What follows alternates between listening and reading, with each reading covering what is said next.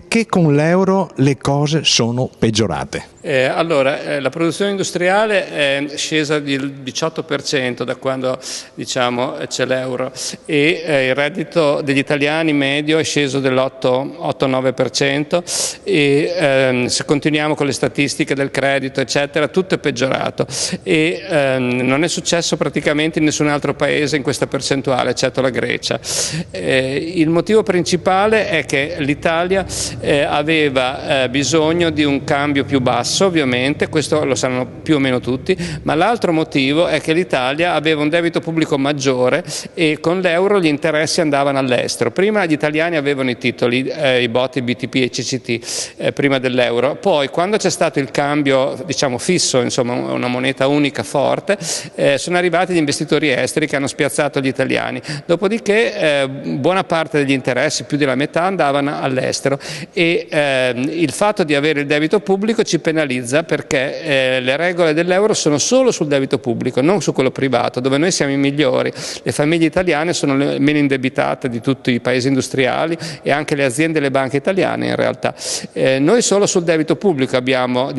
un livello più alto, però per vari motivi l'euro è costruito con delle regole solo sul debito pubblico e non sul debito invece delle famiglie, delle imprese e delle banche. Il risultato è che anche se il debito totale dell'Italia è un pochino più basso, leggermente sotto la media, noi veniamo sempre penalizzati perché contano soltanto il debito pubblico. In più noi non abbiamo potuto intervenire a sanare le nostre banche come hanno fatto gli altri per questa regola del debito pubblico, quindi quando il debito poi privato sostanzialmente legato alle costruzioni e ha fatto scoppiare la crisi nel 2008, tutti gli altri paesi hanno tappato i buchi delle banche, l'Italia no, perché appunto era penalizzata al debito pubblico e quindi abbiamo avuto più tasse a causa degli interessi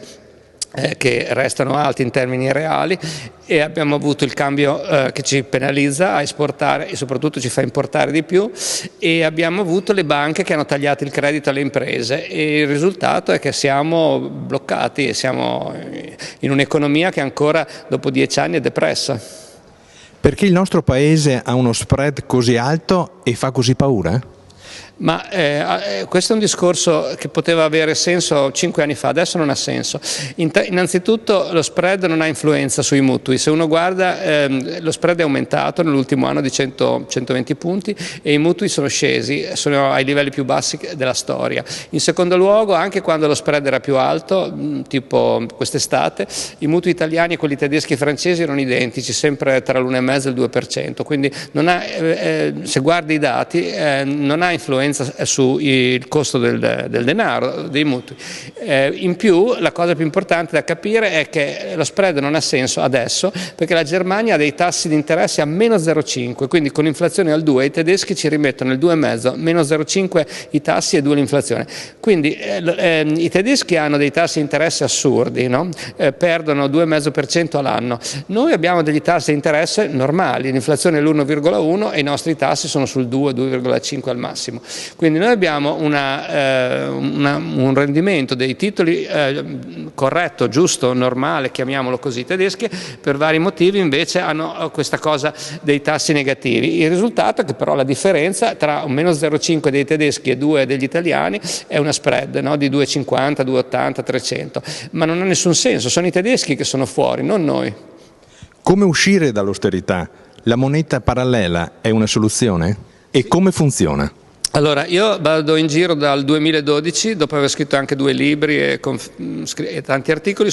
per parlare della moneta fiscale, cioè di una moneta aggiuntiva rispetto all'euro che consenta all'Italia di smetterla con l'austerità, di ridurre le tasse, di stimolare l'economia. Quindi non si parla di uscire dall'euro, lasci i soldi in euro come sono, però lo Stato può emettere dei bonus, delle agevolazioni fiscali distribuite a tutti, che la gente cliente può trasferire, quindi io le cedo a te, tu le cedi a me, se tu ne hai bisogno di soldi io te li compro o viceversa, e in questo modo tu aggiri gli ostacoli legali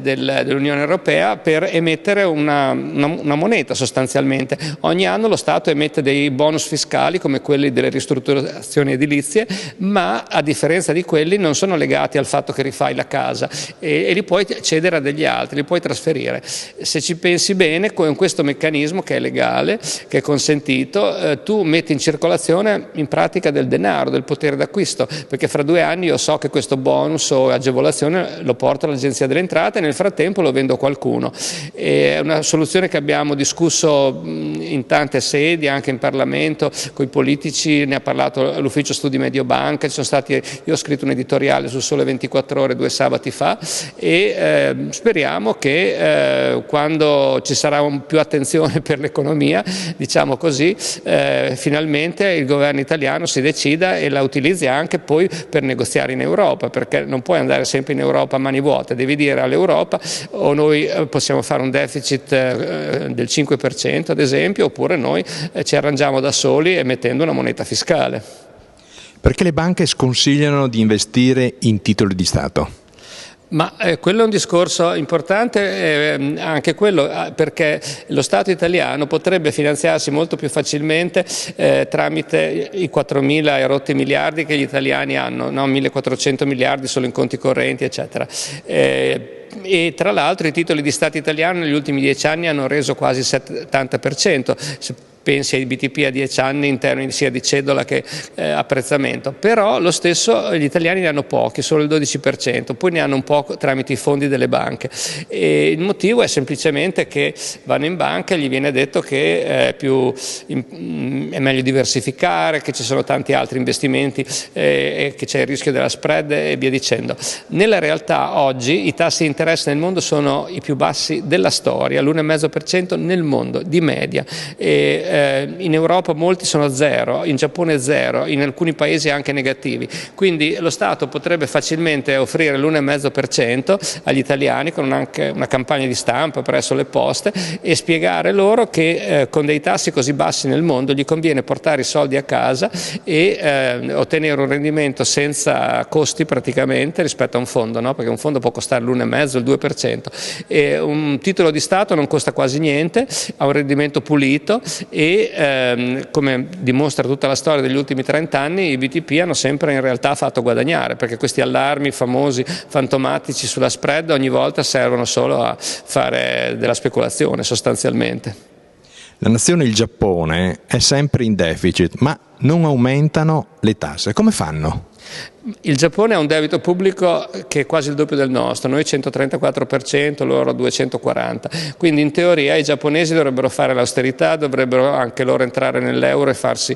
insegnare dalla Germania e dovrebbero tirare la cinghia e tutte queste belle cose che dice Monti o Cottarelli e via dicendo. Nella realtà i giapponesi fanno il contrario, è dal 1992 che non aumentano le tasse, mentre noi non facciamo altro che aumentarle da allora. Il motivo è che loro sono più intelligenti di noi in sostanza, hanno capito che il debito pubblico è una specie di moneta, lo Stato può ricomprarlo, può farlo comprare dalla banca centrale, può farlo comprare dalle banche pubbliche e in quel modo mantenere i tassi di interesse a zero. Se invece lo Stato si fa convincere dal mondo della finanza a finanziarsi appunto sul mercato finanziario, poi si trova ricattato e deve pagare il 2, il 3, il 4, il 5%. Quindi i giapponesi si tengono i titoli in casa, li comprano i fondi pensione, le banche pubbliche, la banca centrale soprattutto che ne ha il 44% e in quel modo li tengono il costo a zero del debito e è come se non esistesse in pratica, perché aumenta sempre ma ha un costo sempre più o meno 0,01 e lo Stato fa quello che vuole, se vuole fare delle infrastrutture fa le infrastrutture, se vuole tenere le tasse basse tiene le tasse basse e in questo modo i giapponesi hanno disoccupazione al 3% e hanno fatto sempre poi aumentare il loro reddito pro capite, mentre da noi è calato del 9%, quindi il Giappone è proprio l'esempio che noi dovremmo seguire e i giapponesi sono il contrario della Germania da quel punto di vista lì. La Germania ha un debito pubblico piccolo e 60%, 2%, il Giappone è enorme, 2,40, però entrambi sostanzialmente sono paesi solidi e quindi questo dimostra che il debito pubblico dipende come lo gestisci,